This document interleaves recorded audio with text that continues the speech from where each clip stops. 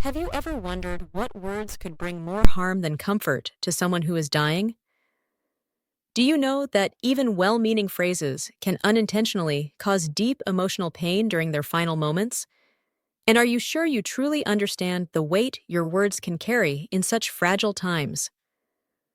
Finding yourself unsure of what to say to someone who is nearing the end of life is one of the most tender and delicate situations anyone can face. It's a moment that often leaves people speechless, afraid of saying something wrong, yet longing to provide comfort.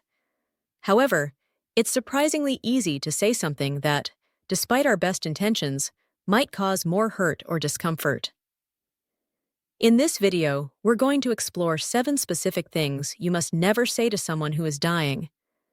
These powerful insights come straight from the real-life experiences of hospice nurses who have witnessed countless final conversations. Each example will open your eyes to how words, especially those meant to soothe, can sometimes miss the mark and unintentionally cause pain. You'll also discover what you can choose to say instead, words that can truly bring peace and deep support. Stay with us until the very end, because what you learn here might not only change the way you speak in life's most difficult moments, but also help you offer lasting comfort to someone who desperately needs it. And if you haven't subscribed yet, I highly recommend you do so and turn on the notification bell so you won't miss any of our meaningful content. Your support allows us to continue sharing valuable insights that inform and inspire others. Now, let's begin with number 1. Saying that you understand what they're feeling. One of the most common things hospice nurses hear is people saying to someone who is dying, "I know what you're going through." While this phrase often comes from a place of kindness, "Moskeisis," it can actually feel deeply painful to the person hearing it. The truth is, no one, no matter how many hardships they've faced or how severe their own illness may have been, can ever fully grasp what another person is feeling in those final days. Every experience of dying is profoundly personal, shaped by a lifetime of memories, unique hopes, and private fears. When we say we understand, we may believe we are showing empathy, but it can come across as if we're minimizing their deeply personal, sacred experience. Their journey is deeply personal. I remember a man named Charles, 82 years old, who once confided in me that what caused him the most pain wasn't his illness itself. It was the way people assumed they understood what was in his heart, without ever pausing to ask. What he truly longed for wasn't advice or cheerful words. He simply wanted someone to sit beside him, to listen quietly, without trying to explain away his suffering or make it disappear with words. When we choose to say something like, "I can't imagine what this feels like for you, but I'm here," we offer a far greater gift than any hollow reassurance could ever provide. These words express genuine respect for their unique and individual path. They show we are willing to meet them exactly where they are, without pretending to have answers or solutions. In these deeply emotional moments, it's not about having the right words, it's about presence. Our willingness to simply be there, without assumptions, is what truly matters. Another common phrase that hospice nurses often hear, and one that can unintentionally add to the emotional weight a person is already carrying, is telling them to stay positive or keep fighting. While such words are usually said with the best intentions, they can easily feel like pressure. It may come across as though their worth depends on their ability to keep smiling or to keep battling an illness that, deep down, they know they cannot change. The final days of life aren't a competition to be won or lost. They are a time for honesty, for peace, and for quiet acceptance. When we push someone to fight harder, we may overlook the truth.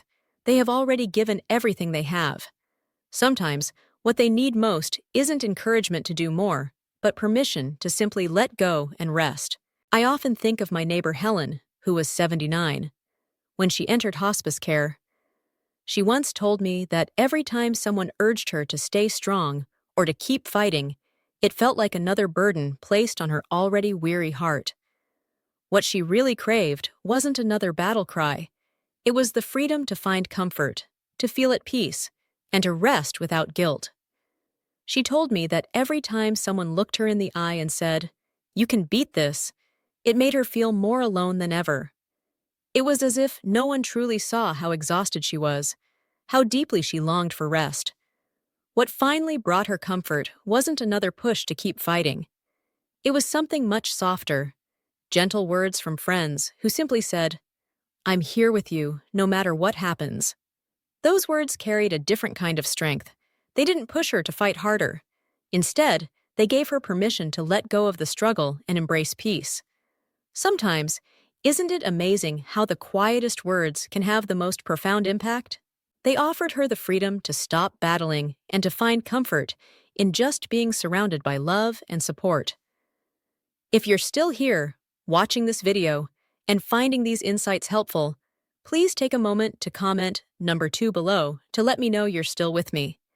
And if you haven't subscribed yet, I highly encourage you to do so and turn on the notification bell so you won't miss any of our future videos. Your support makes it possible for us to keep creating thoughtful, meaningful content designed to inform and inspire.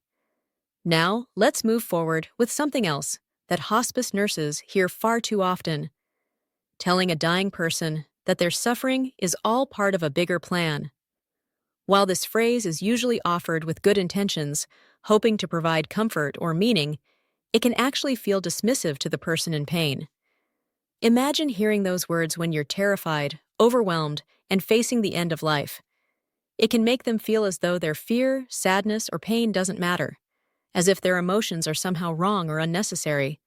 When we say things like this, we may unknowingly shut down their chance to speak openly and honestly.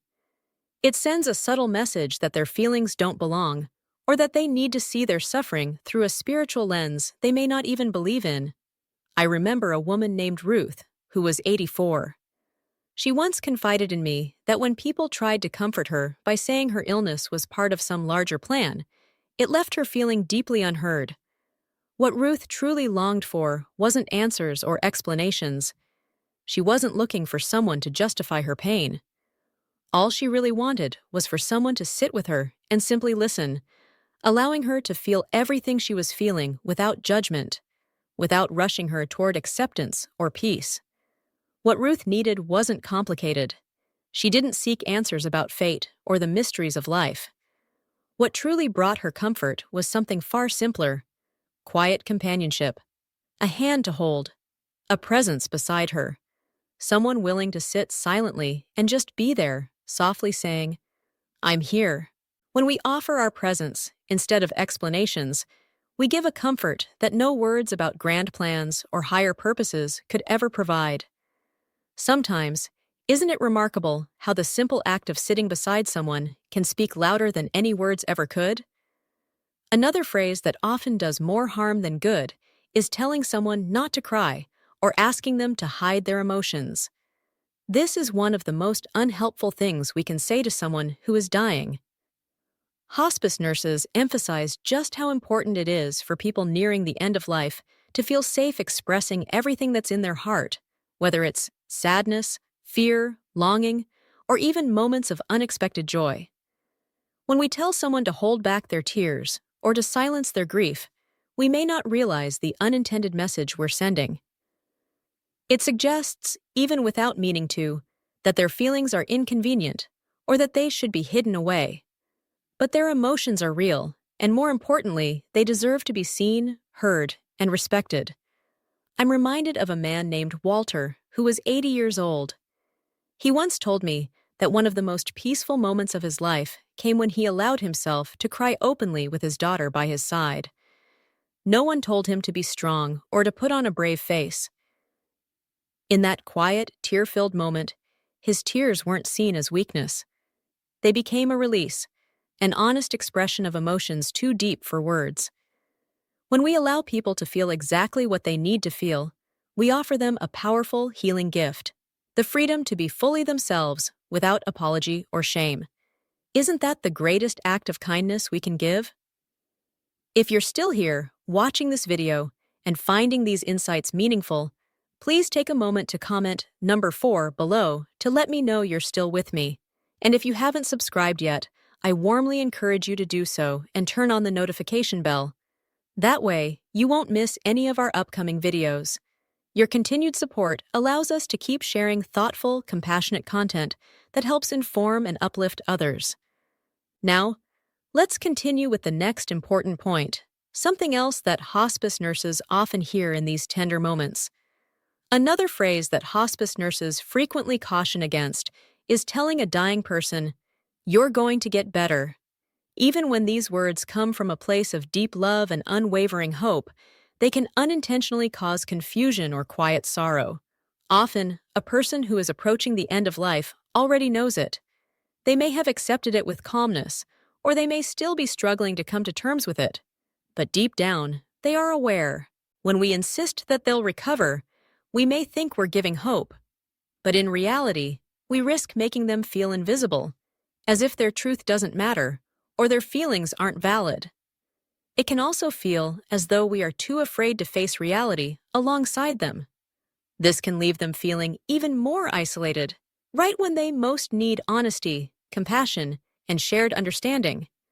I remember a woman named Eileen, who was 83.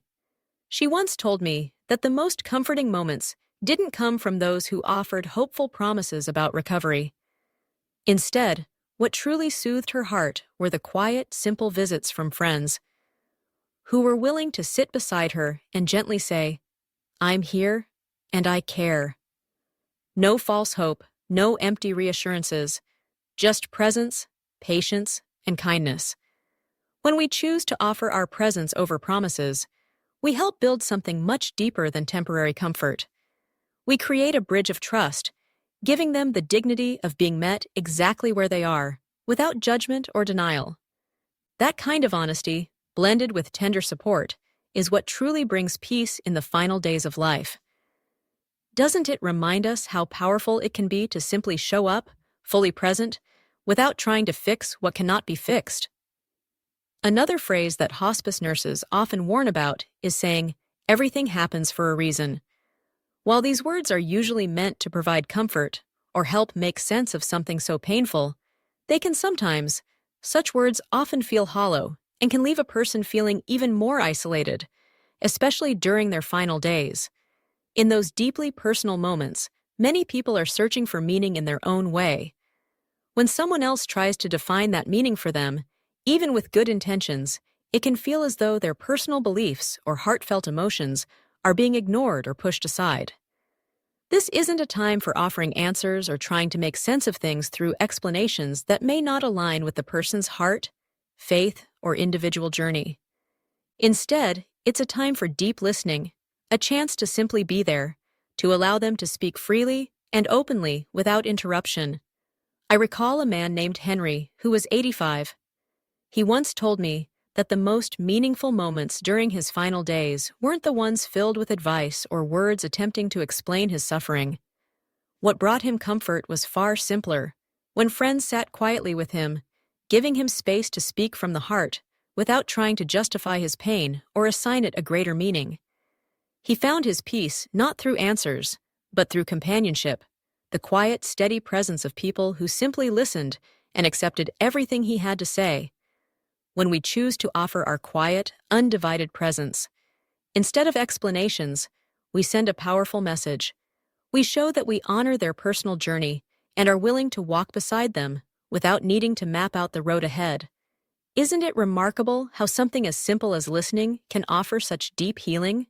If you're still here, watching this video and finding these insights valuable, please take a moment to comment number 6 below to let me know you're still with me.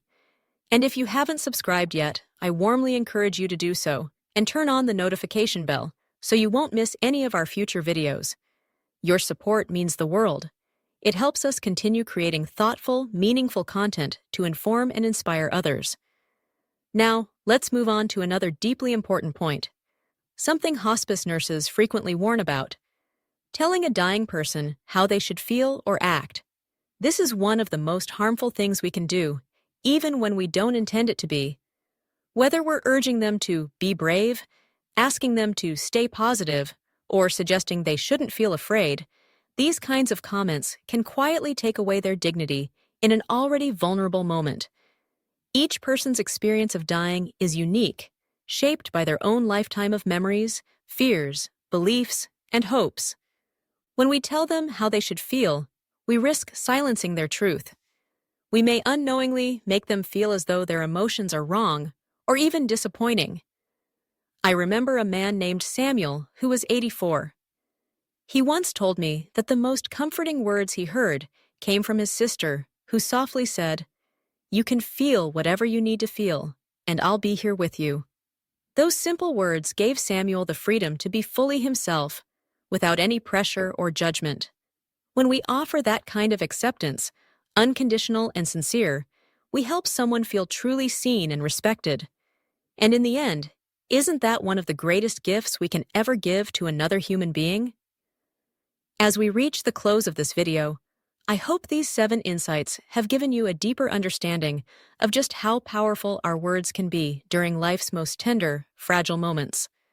Sometimes, even the smallest phrases carry the greatest impact. Which of these examples surprised you the most? Which one do you think you'll carry with you the next time you're with someone who's facing the end of life? Take a moment to reflect. The truth is, it's not about finding the perfect thing to say. It's about showing up, with honesty, with compassion, and with a heart that's willing to listen. When we speak with care and kindness, we offer more than just words. We offer comfort, dignity, and peace. And in those final days, that can mean more than anything else. Thank you for spending your time with us today. We would love to hear from you.